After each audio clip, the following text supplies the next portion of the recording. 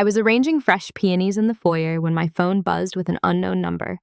The voice that sliced through the speaker was young, sharp, and dripping with triumph. "Mrs. Harrison, this is Natalie Chen. I think it's time we had a conversation about your husband." My hands didn't shake. I continued trimming the stems with surgical precision, each cut clean and deliberate. "I'm listening." "Marcus and I have been together for 8 months. He's finally leaving you. He's mine now, and there's nothing you can do about it." She paused, waiting for me to crumble. "You're nothing, a washed-up housewife who couldn't even give him children." The words were designed to destroy me. 6 years ago, they would have.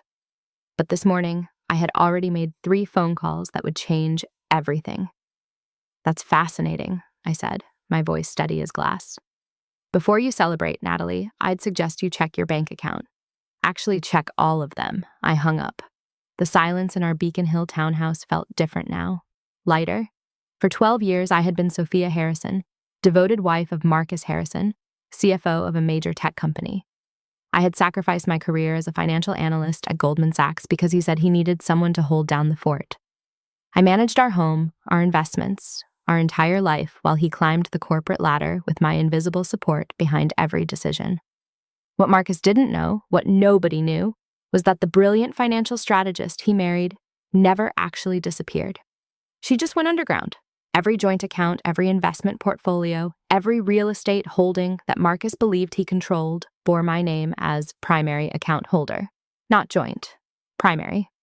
I had insisted on it 12 years ago, citing tax advantages and estate planning. He had signed without reading, too eager to benefit from my Goldman Sachs salary that I was temporarily giving up. Temporarily. What a beautiful word. My phone buzzed again. This time it was Marcus. I let it ring. Once, twice, 15 times.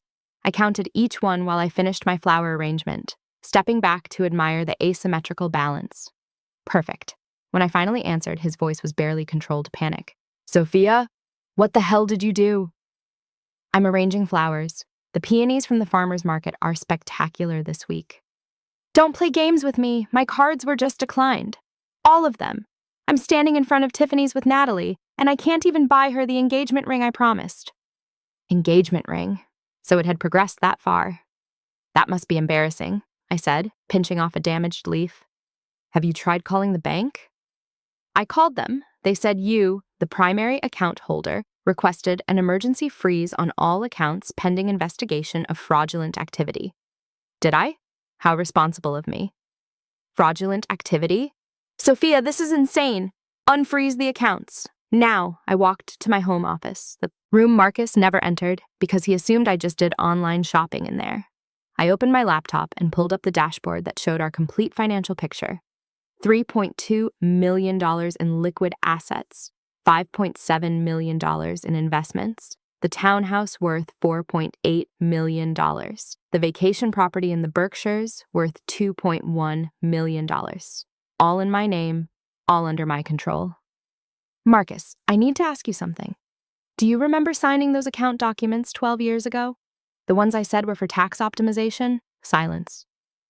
"You gave me sole discretionary authority over all marital assets. It's all in the fine print you never read. The bank is simply following my instructions as the account owner. There's nothing fraudulent about it. I'm protecting my assets from a spouse who's been systematically stealing from our marriage." "Stealing? I built this wealth!" "No, we built it.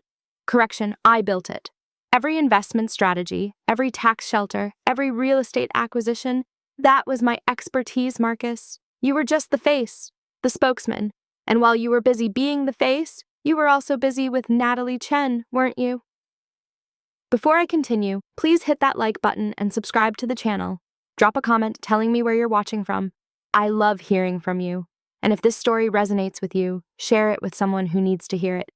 How did I know? Marcus, I'm a financial analyst. I notice patterns.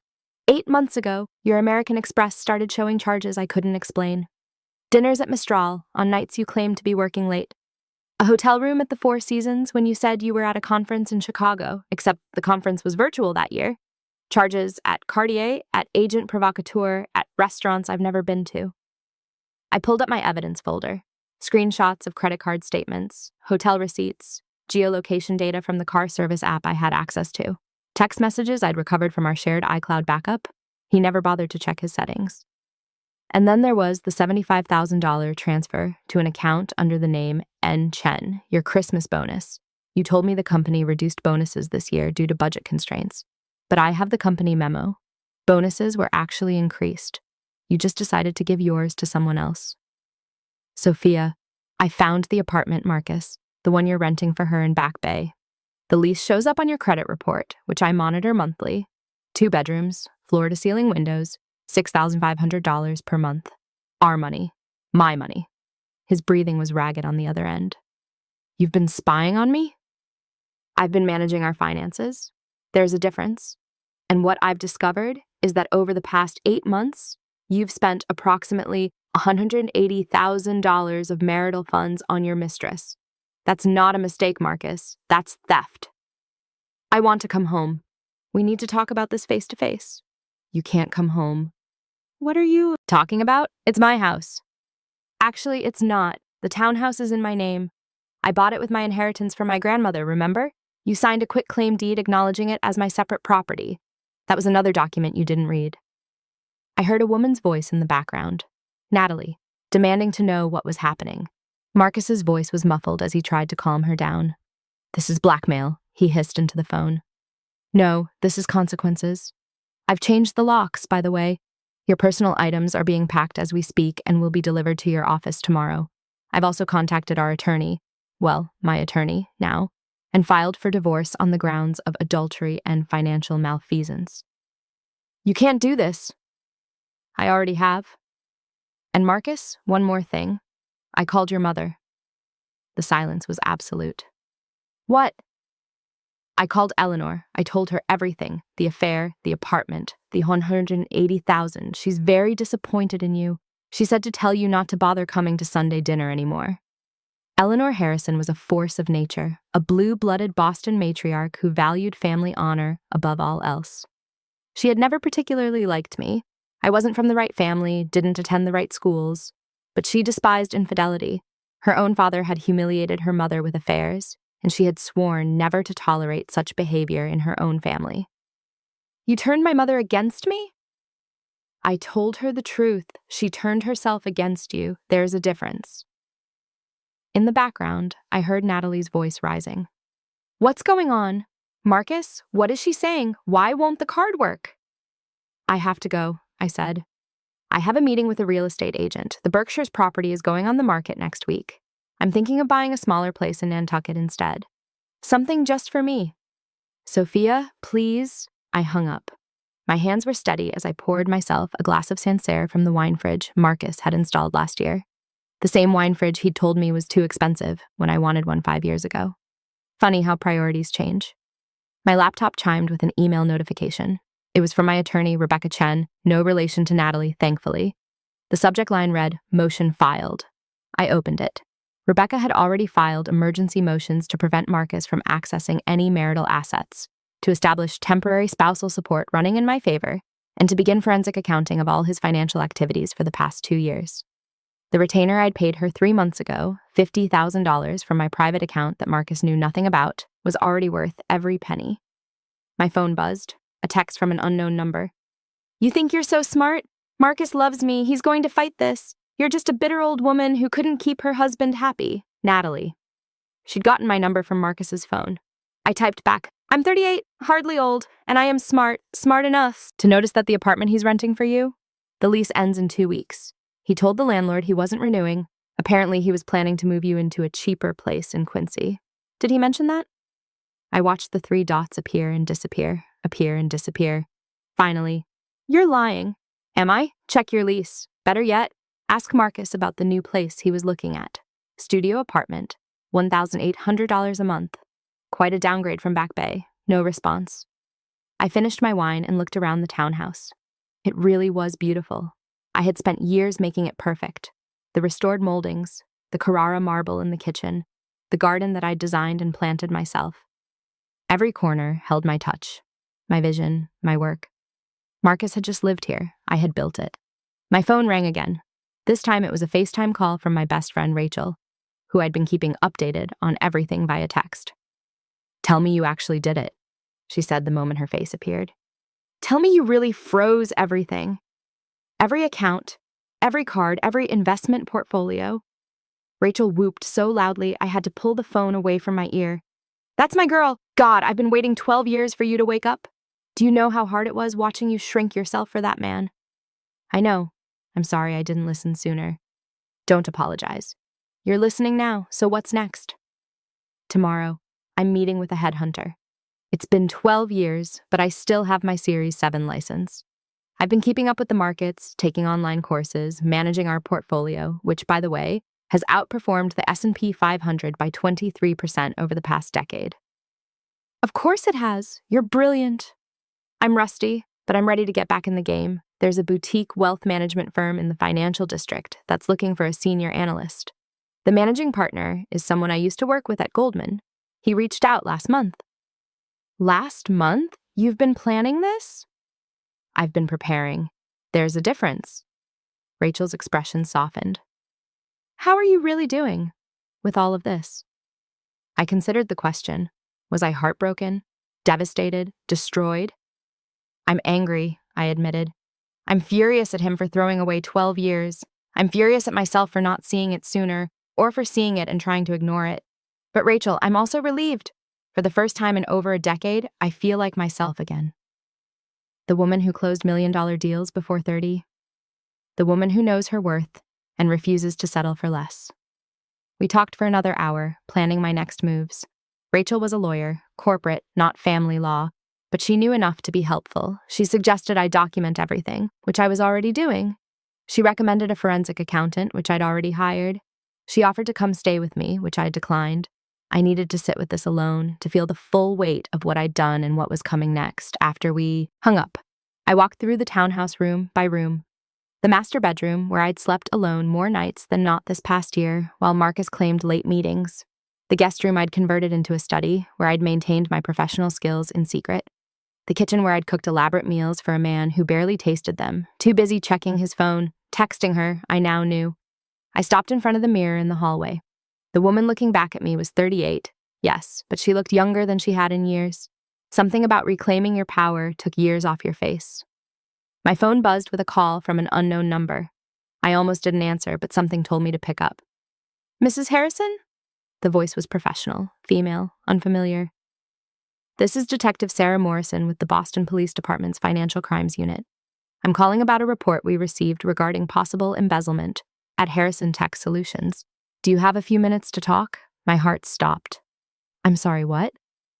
"We received an anonymous tip this afternoon that your husband, Marcus Harrison, the company's CFO, may have been misappropriating company funds. The tip included detailed documentation. We're in the preliminary stages of investigation, but given your background in financial analysis, we were hoping you might be able to help us understand some of the transactions." An anonymous tip, with detailed documentation. It couldn't be. "Detective, can I ask when exactly you received this tip?" "The email came in at 2:47 p.m. today, 2 hours after I froze the accounts, right around when Marcus would have been desperately trying to figure out how to access money. And the sender? Anonymous, but the email address suggested someone with insider knowledge. The documentation was very thorough. Spreadsheets showing irregular transfers, invoices for services that were never rendered, payments to shell companies. If even half of it checks out, we're looking at significant fraud." My mind raced. Marcus had access to company funds. He'd been acting as CFO for 6 years. If he was stealing from me, was he stealing from them too? Or, and my blood ran cold at the thought, had Natalie sent this? A woman scorned because her sugar daddy couldn't buy her an engagement ring? "Mrs. Harrison?" "I'm here. Yes, I'd be happy to help with your investigation. When would you like to meet?" We scheduled an appointment for the following morning. After I hung up, I sat very still, thinking. If Marcus had been embezzling from the company, and given his casual attitude toward stealing from me, it wasn't a stretch. His life was about to get much worse than just a divorce. Corporate fraud carried serious penalties, prison time, professional ruin. Part of me felt a dark satisfaction. He'd destroyed our marriage, stolen our money, humiliated me. Why shouldn't he face consequences beyond just losing his wife? But another part of me, the part that had loved him, once that had sacrificed everything for his success, felt a hollowness. This was what it had all come to. Not just the end of a marriage, but the complete implosion of everything we'd built. Except we hadn't built it. I had, and I was going to be fine. My phone buzzed, a text from Marcus. "Please, we need to talk. I'm sorry, I'll end things with Natalie. We can fix this." I stared at the message for a long time. Once those words would have been everything I wanted to hear. Now they just made me tired. I typed back, "It's too late for sorry. You should probably hire a criminal attorney. The police will be contacting you soon about some irregularities at your company." "What are you talking about?" "I'm not the one who reported you, if that's what you're worried about. But someone did. Someone with access to very detailed financial records." The 3 dots appeared, disappeared, appeared again. Finally. "Natalie. Oh God. It was Natalie." I didn't respond. Let him figure it out. My doorbell rang. I checked the security camera and saw a woman I didn't recognize. Young, blonde, expensive clothes, tear-streaked makeup. Natalie. I almost didn't open the door, but curiosity won out. She looked worse in person than I'd imagined. Younger, too. She couldn't have been more than 26. Her eyes were red, mascara running down her cheeks. "Can I help you?" I asked, not opening the door beyond the chain lock. "You ruined everything." Her voice cracked. "He was going to leave you. We were going to be together. We were going to get married. And yet here you both are, separately. I loved him. You loved his money. There's a difference." "That's not true. She stopped, seeming to realize how hollow the protest sounded. "Did you file the police report?" I asked. "About the embezzlement?" Her face confirmed it before her words did. "He promised me he'd buy me a ring. He promised me we'd have a life together. And then today his cards don't work, and he tells me we have to move to some shitty studio in Quincy, and he can't afford the life he promised, and so you destroyed his life out of spite." "He deserved it. He lied to me." I almost laughed. "He lied to you?" "Natalie, he was married. Everything he told you was a lie from day one. Did you really think a man who would cheat on his wife wouldn't cheat on you? That a man who would steal from his marriage wouldn't steal from his company?" "You don't understand." "I understand perfectly. You thought you'd won some prize. The successful CFO, the big house, the lifestyle. But you didn't win anything. You just got my leftovers. And now you've got nothing." She sagged against the doorframe. "I lost my job. Marcus got me a position at his company, but when I filed the report, they fired me for conflict of interest. I can't afford my apartment without his help. I don't know what to do." For a moment, looking at this destroyed young woman, I felt something close to pity. She'd been stupid and selfish, yes, but she was also young enough to believe in fairy tales about married men leaving their wives. She'd learned an expensive lesson. "Here's what you do," I said. "You find a cheaper apartment, you find a new job, you rebuild your life without relying on a man to pay for it. You learn that you're worth more than being someone's mistress. Easy for you to say, you got everything. I earned everything. There's a difference, and I lost 12 years learning that lesson. You're learning it at 26. Consider yourself lucky." I closed the door. Behind me, I heard her sobbing on the front steps, but I didn't go back. She wasn't my problem to solve. That night, I couldn't sleep. I kept thinking about Marcus, about Natalie, about the police investigation that would likely destroy what was left of his career, about the divorce that would take months, maybe years to finalize, about the life I'd have to rebuild at 38. But mostly I thought about the woman I'd been 12 years ago, ambitious, sharp, uncompromising. The woman who'd negotiated million-dollar deals and terrified junior analysts with her attention to detail. I thought I was sacrificing that woman for love, for partnership, for building something together. But what I'd actually done was erase myself, and Marcus, rather than appreciating the sacrifice, had simply filled the space I'd created with someone else. Never again. My laptop sat on the nightstand. I opened it and pulled up the email from the wealth management firm. The managing partner, David Chen, had written, "Sophia, I know it's been 12 years, but the market needs people who understand both the numbers and the human element. If you're ever interested in returning to the field, we should talk." I typed a response. "David, thank you for reaching out last month. I'm ready to talk. Are you available this week? Sent." I felt lighter immediately. The next morning, I met with Detective Morrison at a coffee shop downtown. She was in her 40s, sharp-eyed, wearing a blazer that had seen better days. She had a file folder full of printouts that she spread across our table. "I appreciate you meeting with me, Mrs. Harrison. I know this must be difficult." "You can call me Sophia, and it's not as difficult as you'd think." She gave me a knowing look. "The anonymous tipster provided us with 3 years of financial records, irregularities in expense reports, payments to shell companies, fund transfers that don't match any legitimate business purpose. If you're comfortable looking at these, I'd value your professional opinion." I'd spent 12 years managing money. I could read a financial statement in my sleep. I went through the documents methodically, and what I found made my stomach turn. Marcus hadn't just been stealing from the company. He'd been running a sophisticated scheme, fake vendors, inflated invoices, kickbacks disguised as legitimate payments. The amount was staggering. Over 3 years, he'd siphoned nearly $2 million. "This is systematic fraud," I said quietly. He created an entire ecosystem of fake companies to funnel money to himself. "Look here, this LLC doesn't exist. I can tell because the registered agent is a service that anyone can use for $99. And this invoice for consulting services? The company it's supposedly from dissolved 2 years ago." Detective Morrison took notes. "How do you know all this?" "I was a financial analyst before I got married. Old habits die hard." "Apparently, your husband is a lucky man." "Ex-husband, and he's about to be significantly less lucky." She smiled grimly. "Indeed. Mrs. Harrison, Sophia, I have to ask, did you know about any of this?" "No, I managed our personal finances, but I had no access to his work accounts. If I had known, I would have reported it myself." "Would you be willing to testify to that effect if this goes to trial?" "Absolutely." We talked for another hour. Detective Morrison explained that the DA's office was already building a case. Between the documentation from Natalie and my analysis of the financial records, they had more than enough to file charges. "He's looking at 5 to 10 years, she said. "Maybe more, depending on how much we uncover." 5 to 10 years. Marcus, who'd grown up in privilege, who'd never faced real consequences for anything in his life, was going to prison. I should have felt triumphant. Instead, I just felt tired. "There's one more thing," Detective Morrison said. "The company is going to want to recover the stolen funds. They'll likely sue him personally. Between that, your divorce, and legal fees for his defense, he's going to be financially destroyed."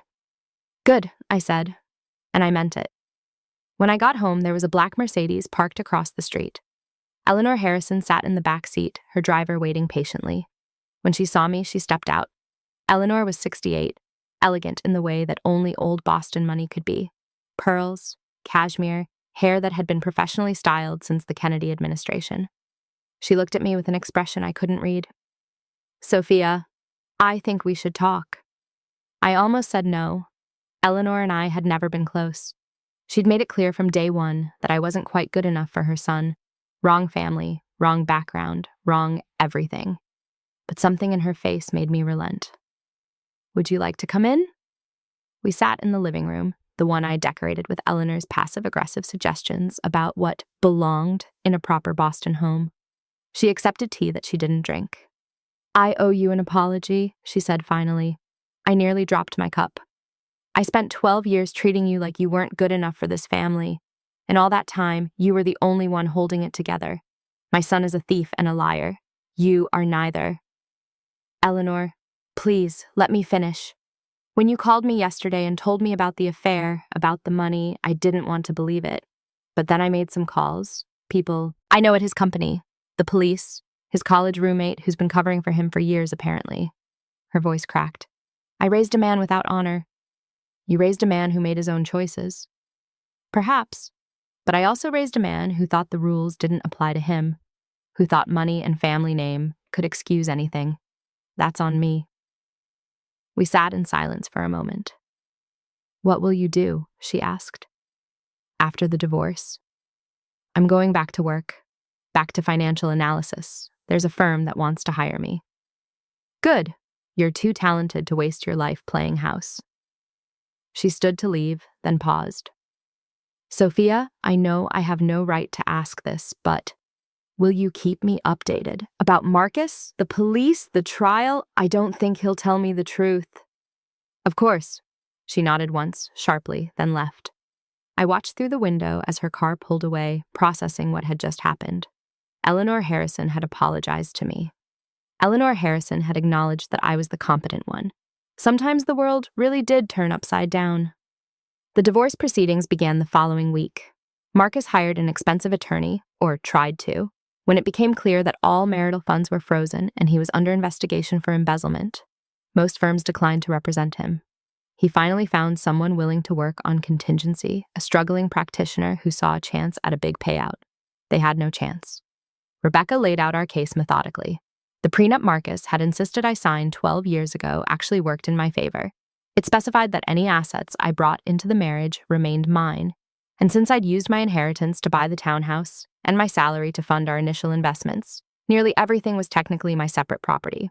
The joint accounts were joint in name only. I was the primary account holder with sole discretionary authority. And now, with evidence of his affair and his systematic theft of marital funds to support his mistress, any judge would rule in my favor. "He'll be lucky if he gets his clothes back," Rebecca said with satisfaction. The criminal trial was set for 6 months out. The DA's office was taking their time building an airtight case. Marcus had been fired from his position, arrested, and released on bail that Eleanor had paid. He was staying in a modest apartment in Brookline, funded by his mother's charity. Natalie had disappeared. Rumor was she'd moved to New York, trying to rebuild her life far from the scandal.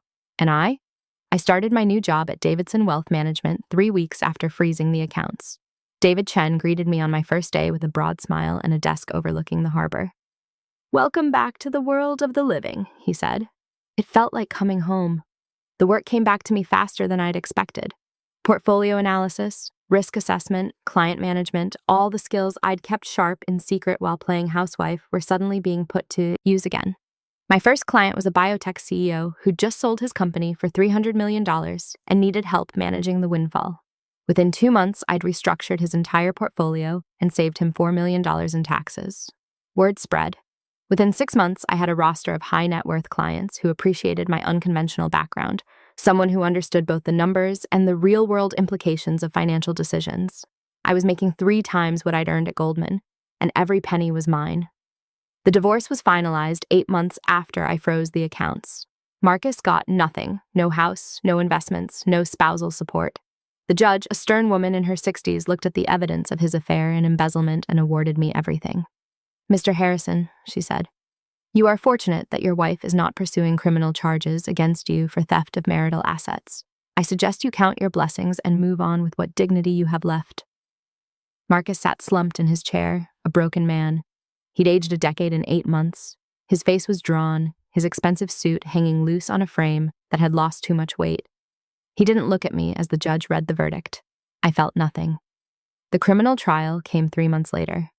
I attended the first day. Sitting in the back of the courtroom, the prosecution laid out their case with devastating efficiency. Natalie testified, tearfully explaining how Marcus had manipulated her, promised her a future, used her to access company systems to facilitate his fraud. She painted herself as a victim, which she partly was. Marcus's attorney tried to argue that he'd been under tremendous pressure, that his marriage was failing, that he'd made mistakes but not with criminal intent. The jury didn't buy it. Guilty on all counts. 7 years in federal prison. Eleanor attended every day of the trial. On the day of sentencing, she sat in the front row, her face carved from stone. When the judge read the verdict, she didn't cry. She simply stood, walked out of the courtroom, and didn't look back. I never saw Marcus again after that day. A year after I froze the accounts, I sold the Beacon Hill townhouse. It had too many memories, too many ghosts. I bought a modern condo in the Seaport District with floor-to-ceiling windows and a view of the harbor. It was mine, only mine, and it felt like freedom. Rachel helped me move in. "New place, new life," she said, pouring champagne. "New place, real life," I corrected. My career was thriving. I'd been promoted to senior partner at Davidson Wealth Management. I'd been featured in Boston Magazine's 40 Under 40 list. I'd given a TED Talk about financial independence and divorce that went viral. And I'd started dating again, carefully, skeptically, but genuinely. A medical researcher I met through a client, someone who had his own career, his own money, his own life.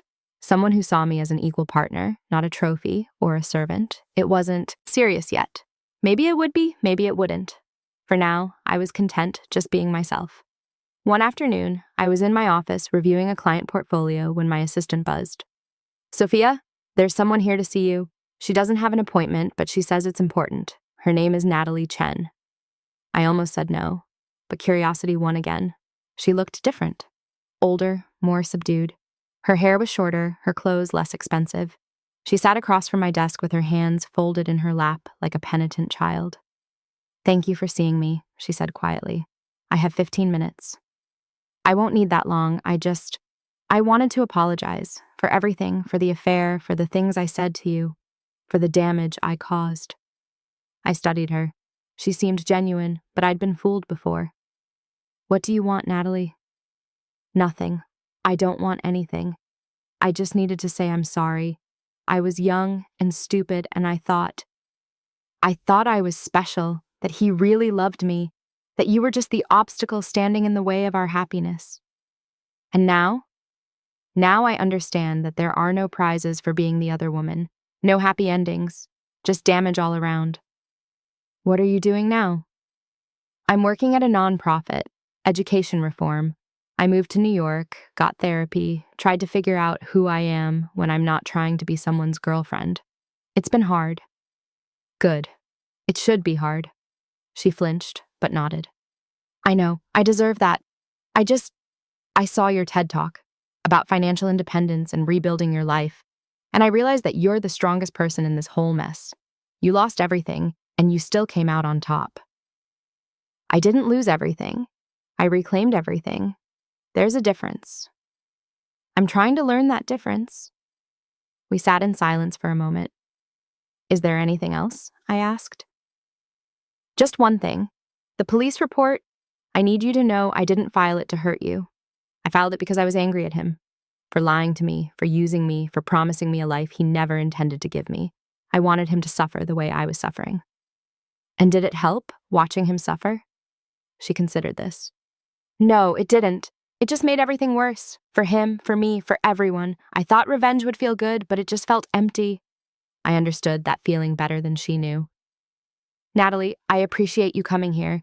I appreciate the apology, but I'm going to be honest with you. I don't forgive you.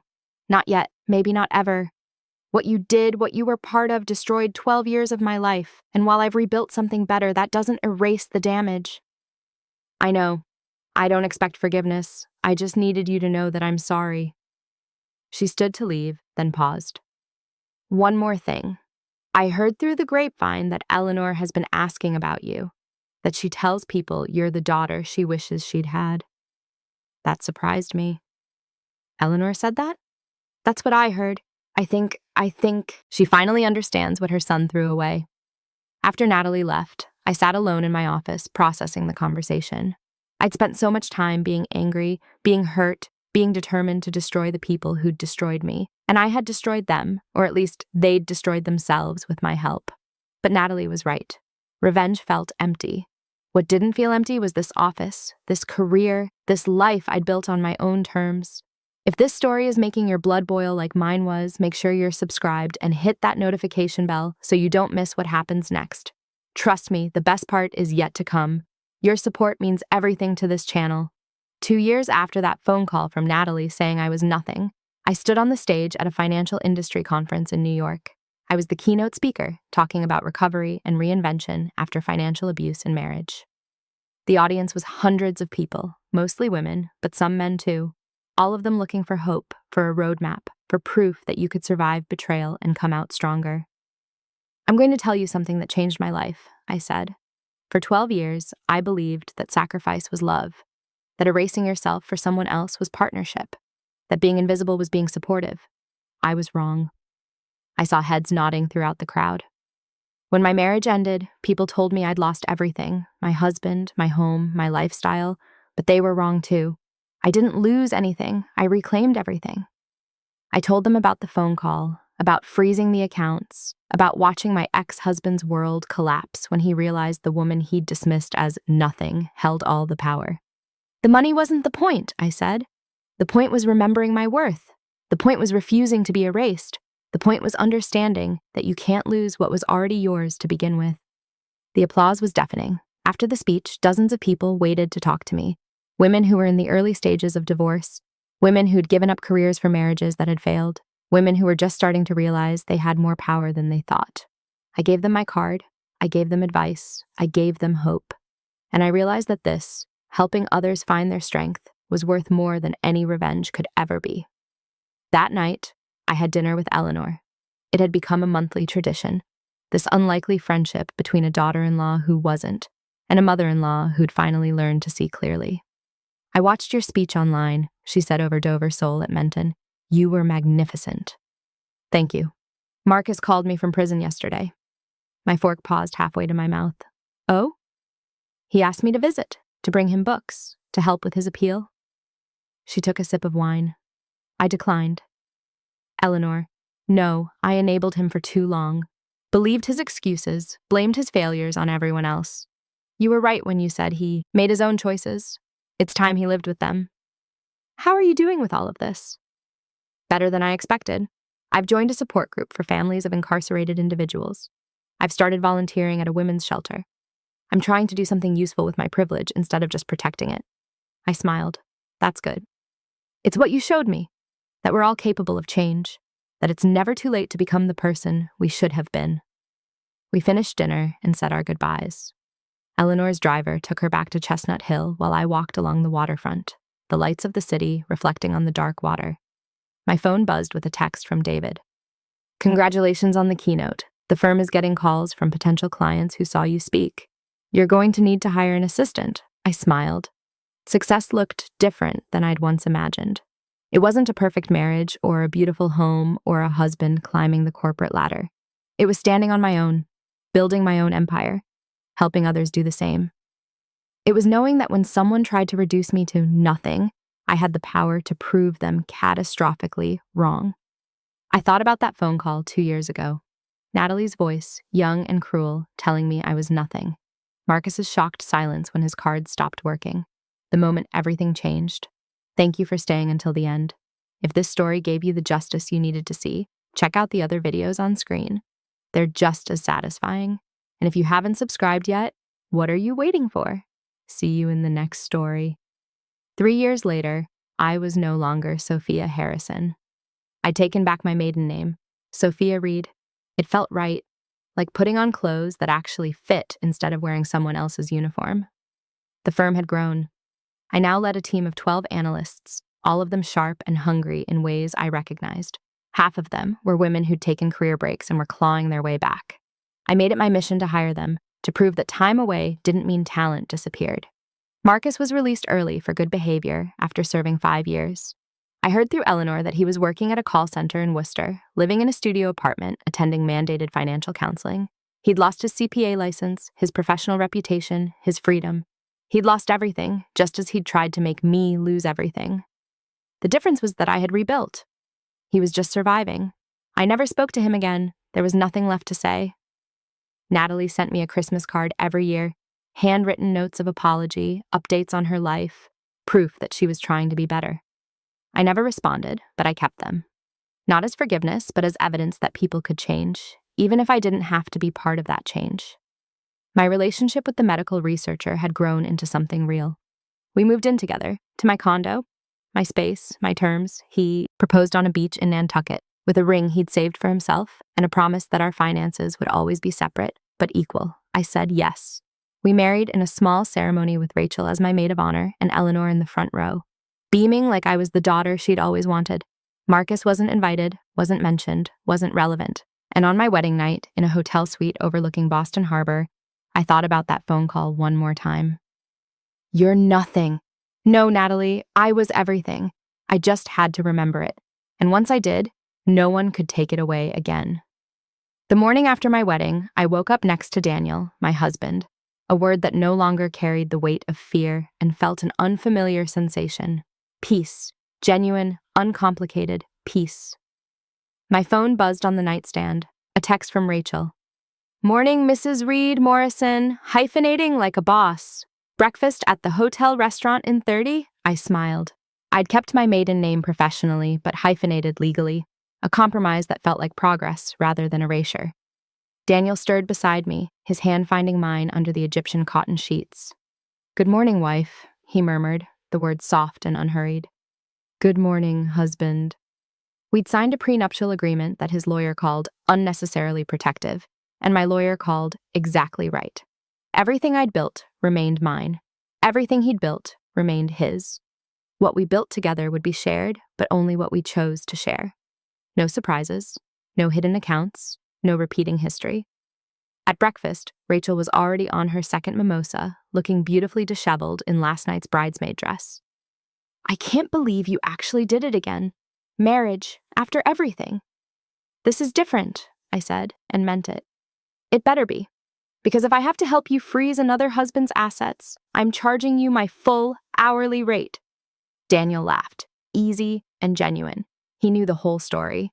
I told him everything on our third date, the affair, the embezzlement, the frozen accounts, the trial. I'd laid out every scar and asked if he could handle being with someone who'd been that thoroughly broken and had rebuilt herself into something harder. I don't want someone soft, he'd said. I want someone real. That memory warmed me as we finished breakfast and headed back to reality. Daniel had a research presentation in 2 days. I had a client meeting tomorrow. Our honeymoon would wait until summer, a week in Iceland, no luxury resorts, just hiking and hot springs and the kind of quiet that came from being far from everything. The transition back to work was seamless. My office had sent flowers. My team had become more than colleagues, they were allies in the mission of helping women reclaim their financial power. The card read, "To the woman who taught us that revenge is a dish best served with compound interest." I laughed and texted them a photo of the card. Within minutes, responses flooded. Congratulations! You deserve this. When's the Iceland trip? Bring us back volcanic rocks. My first meeting back was with a new client, referred by one of my keynote speeches. Patricia Wolcott, 52, recently separated from her husband of 28 years. She sat across from my desk with the hollow-eyed look I recognized intimately. The expression of someone who'd just discovered their entire life was a fiction. He told me he was managing our investments, she said, her voice barely above a whisper. For 28 years, I trusted him, and now I find out we're $400,000 in debt. He took out loans against the house, against our retirement accounts. He's been gambling, online poker, sports betting, everything is gone. I pulled out a legal pad and started taking notes. This was familiar territory now. I'd handled dozens of cases like this, women who'd been told to trust, to step back, to let their husbands handle the complicated financial stuff. Patricia, I need you to listen to me very carefully. You are not responsible for his debts unless your name is on the loans. Do you know if you co-signed anything? I don't know. He always had me sign things. Tax returns, refinancing paperwork. I never read them. He said I didn't need to worry about the details. I felt the familiar anger rising, the cold fury that had driven me 3 years ago. But now it was tempered with purpose. I wasn't just angry, I was effective. First thing, we're going to file for legal separation immediately. That creates a financial firewall between you and any future debts he incurs. Second, I need you to pull your credit report today. All 3 bureaus. We need to know exactly what you're dealing with. Third, do you have any assets in your name only? My mother left me some bonds when she died, about $75,000 worth. They're in a safety deposit box at the bank. Good. Those are yours. Separate property from an inheritance. We're going to move them somewhere he can't access. And Patricia? I leaned forward. You're going to be okay, I promise you. This feels like the end of the world, but it's actually the beginning of your real life. Her eyes filled with tears. How can you be so sure? Because I've been where you are, and I survived. More than survived. I thrived. You will, too. We spent the next 2 hours going through her financial situation in detail. It was worse than she'd thought, nearly $600,000 in debt when we added up all the hidden loans and credit cards. But there was also hope. The house was in both names but could be sold. Her inheritance was protected. She had a teaching pension that he couldn't touch. With careful planning and a good divorce attorney, she could rebuild. As she left, she turned back at the door. Thank you. Not just for the financial advice, but for making me feel like I'm not stupid. Like I'm not the only one who's been through this. You're not. And you're not stupid. You're a woman who trusted someone she loved. That's not a character flaw. What he did with that trust, that's the crime. After she left, I sat alone in my office, looking out at the harbor. A ferry was making its way across the water, slow and steady and purposeful. 3 years ago, I'd been on a different kind of journey, one fueled by rage and betrayal and the desperate need to prove I wasn't nothing. Now I was on a different path entirely. This wasn't about revenge anymore. It was about building something better. My assistant buzzed. Sophia, you have a call on line 2. She says it's personal. Eleanor Harrison. I picked up.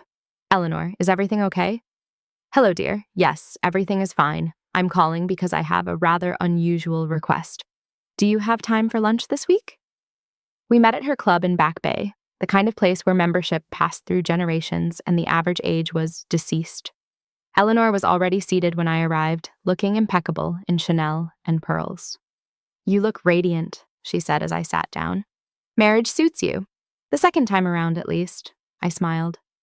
Thank you. What's this about, Eleanor? She set down her menu with the decisive gesture I'd come to recognize as her preparing to say something difficult. I want to establish a foundation for women rebuilding their lives after financial abuse. I want to fund it significantly, $10 million to start, and I want you to run it. I nearly choked on my water. Eleanor, hear me out. I've been doing a great deal of thinking these past 3 years about my role in Marcus's failures, about how I raised him to believe that wealth and privilege were substitutes for character, about all the ways I dismissed and diminished you when you were the strongest person in our family. You don't need to. Please let me finish. I have money, Sophia, more than I could ever spend, and I've realized that the best way to honor the damage my son caused isn't to keep pretending it didn't happen. It's to help other women avoid the same trap, or escape it when they find themselves in it. She pulled out a folder and slid it across the table. Inside were architectural renderings of a building in the financial district. I've already purchased the property, 3 floors, space for counseling services, legal clinics, financial planning offices. I want this to be a comprehensive center where women can get every kind of help they need. Legal, financial, therapeutic, practical. I stared at the renderings. It was beautiful.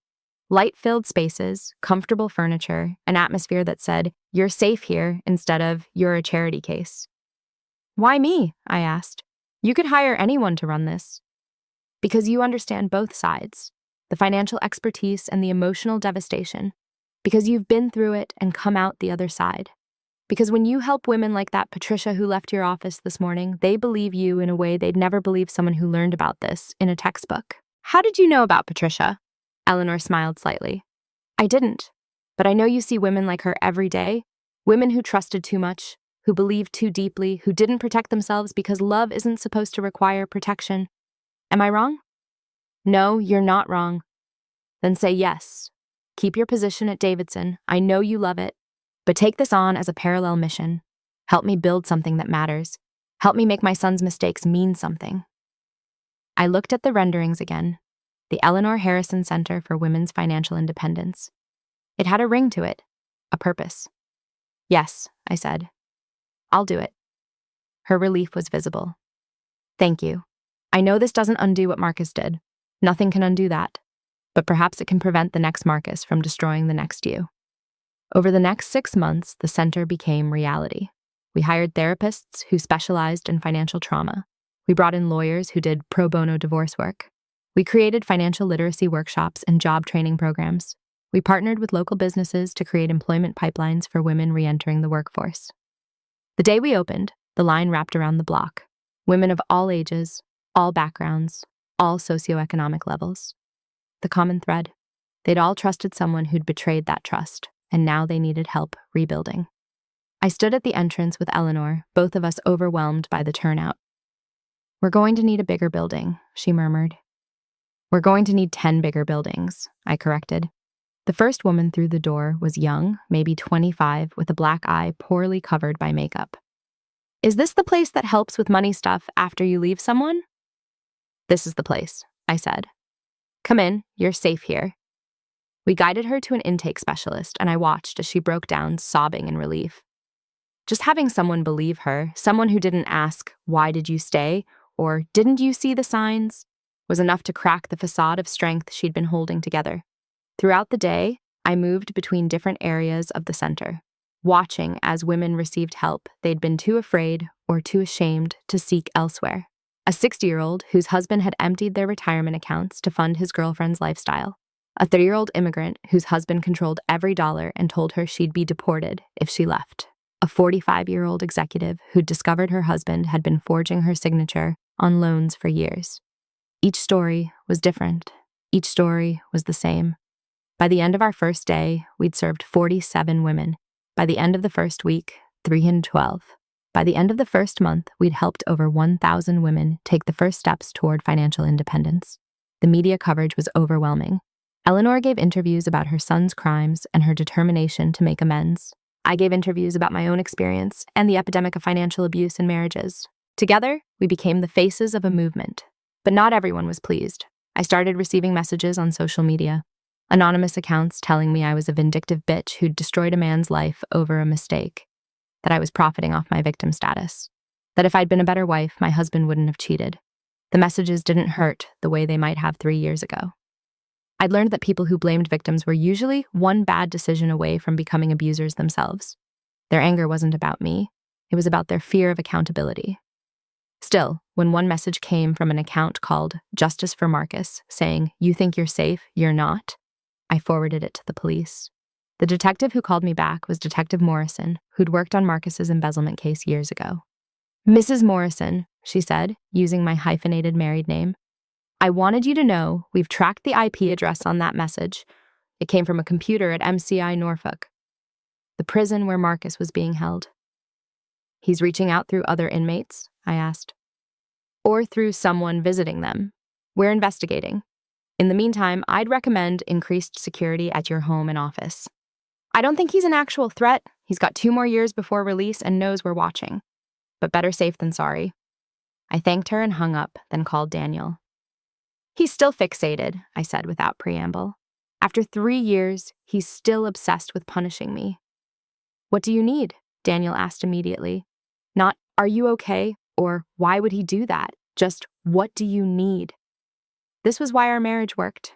I need to not let this derail everything I've built. I need to keep showing up. I need to not be afraid. "Then we'll make sure you're safe while you keep showing up. I'll call the security company." That evening, as I was leaving the center after a long day of consultations, I found Eleanor waiting in the lobby. "I heard about the message," she said without preamble, "from Marcus." I shouldn't have been surprised. Eleanor had connections everywhere. "It's being handled," I said. "I know. I've also hired a private security firm to monitor the center and your home. Non-negotiable," she added when I started to protest. "This building represents everything Marcus hates. Women empowering themselves financially, women refusing to be controlled. If he's reaching out to threaten you, he might reach out to threaten this place." She wasn't wrong. Men who abuse financially often escalate when their control is challenged. Marcus was locked up, but he could still inspire violence in others. "Thank you," I said. "Don't thank me. Just keep doing what you're doing. Keep helping these women. Keep proving that he didn't break you." I went home to find Daniel had already coordinated with the security company. Cameras were being installed, a monitoring system was being set up, our building's doorman had been briefed. "Overkill?" he asked, seeing my expression. "Perfect," I corrected. "This is perfect." That night, I couldn't sleep. I kept thinking about Marcus in prison, still nursing his rage, still convinced that I was the villain in his story, still unable to accept that he'd destroyed his own life through his own choices. I wondered if he thought about the women at the center, if he knew that his mother's guilt money was funding their freedom, if he understood that every woman we helped was a living refutation of everything he'd believed about women needing men to manage their finances. Probably not. Men like Marcus never really understood. They just kept blaming everyone else. My phone buzzed with an email. It was from Patricia, my client who'd discovered her husband's gambling debts. "Dear Sophia, I just wanted to let you know that the separation papers were filed today. I also opened my own bank account, moved my mother's bonds to a new safety deposit box, and enrolled in the center's financial literacy program. For the first time in 28 years, I feel like I'm in control of my own life. Thank you for showing me the way. Patricia." I saved the email in a folder I kept for moments like this. Proof that the work mattered. Proof that one woman's recovery could light the path for another. The next morning, I woke up to find that the Justice for Marcus account had posted a long screed about me on social media. It detailed my crimes, freezing my ex-husband's accounts, testifying against him, profiting from his downfall by starting a career and a foundation. The post ended with, "This woman destroyed a good man's life and is now parading around as a victim. Don't let her fool you. She's a vindictive, cold-hearted manipulator who deserves everything coming to her." Within hours, the post had been shared hundreds of times. People who didn't know me, didn't know the full story, were calling me every name imaginable. A few even tagged my workplace, demanding I be fired. I called an emergency meeting with my team at Davidson. David Chen listened to everything, read the social media posts, then leaned back in his chair. Sophia, do you know how many women have called this office in the past year, specifically asking to work with you? 847. Do you know how much new business you've brought in? $340 million in assets under management. Do you know what our client retention rate is for your portfolio? He smiled. 100. You're not getting fired. You're getting a raise. David, no, listen to me. This is what abusers do when they lose control. They try to destroy your reputation because they can't destroy your bank account anymore. We're not playing into that. We're doubling down. I want you to do another TED Talk. I want you on financial news shows. I want you to write a book. I want Marcus Harrison and every man like him to know that their attempts to silence you just make you louder. I left the meeting energized rather than defeated. David was right. I'd spent 3 years building something real, something that mattered. One bitter ex-husband in prison couldn't take that away. By afternoon, something unexpected happened. Women started responding to the Justice for Marcus posts. Not just any women. Women I'd helped at the center, women I'd worked with as clients, women who'd attended my speeches. They shared their own stories. They talked about their own experiences with financial abuse. They explained in patient detail exactly what I'd done and why it mattered. One post from a woman named Jennifer went viral. Sophia Reed Morrison didn't destroy her husband's life. She refused to let him destroy hers. There's a difference. And if you can't see that difference, you're part of the problem. Another from a woman named Ashley. I was $300,000 and in debt because my ex-husband forged my signature on loans. Sophia helped me file for bankruptcy protection, separate my finances, and start over. She gave me my life back. If that makes her a villain in your eyes, then you're not paying attention. The tide turned. Within 24 hours, the Justice for Marcus narrative collapsed under the weight of hundreds of women sharing their truth. The account was suspended for harassment.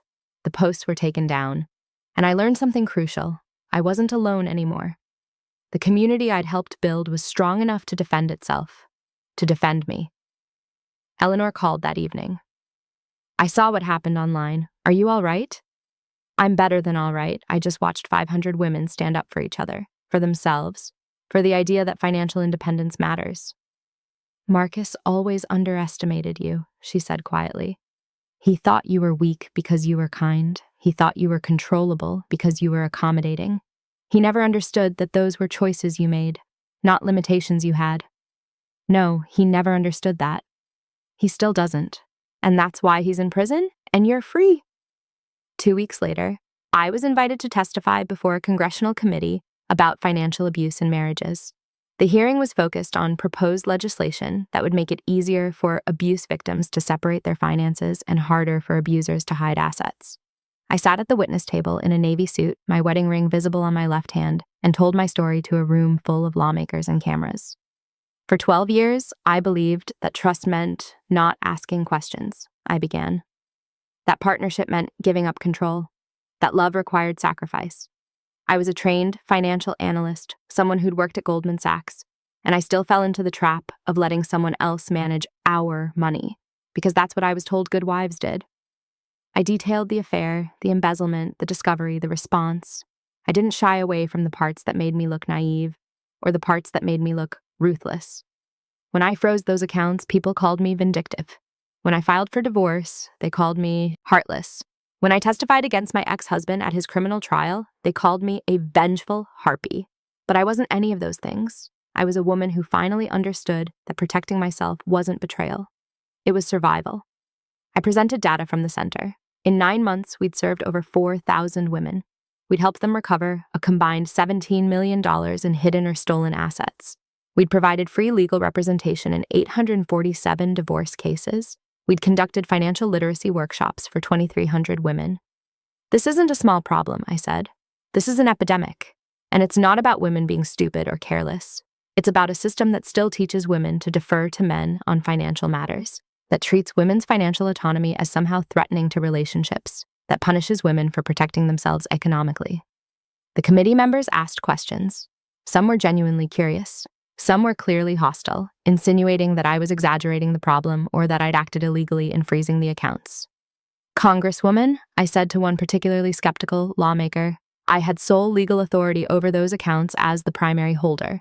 I used that authority to prevent my husband from stealing more of our marital assets, to support his mistress, and fund his embezzlement from his company.